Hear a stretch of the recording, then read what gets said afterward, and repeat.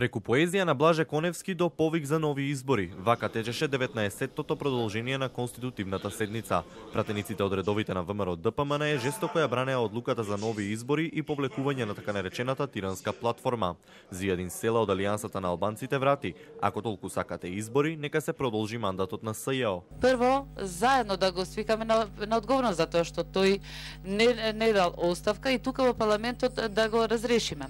А ако сакате парламентарни избори заедно со локалните, тогаш нека бидат и претседателските избори заедно и пред да одиме на тие избори, од кога ќе се случи ова, ајде заедно да гласаме за специјалното обвинителство тука со двотретинско мнозинство, да влезе тоа во уставот, а заедно со специјалниот суд потоа одиме на предвремени избори. Председателот Никола Груевски, за кого вие зборувате пред малку, и за оној другиот председател, кого вие фикус го нарекувате, јавно им побара на колегите од СДСМ и им понуди 51 пратеник да се откажат од вашата платформа, за која вие велите дека не е опасна и страшна. СДСМ се откажа од дебатата со цел да не се одолговлекува конститутивната седница. На пратениците од ВМРО ДПМН пак минутажата на говорница им беше кратка за реплицирање меѓу себе, па често го надминуваа дозволеното време. На ова реагираше претседавачот Трајко Велјановски, кој им порача да се откажат од реплики и контрареплики со цел да се премине на точките на дневниот ред. Имате желба или волја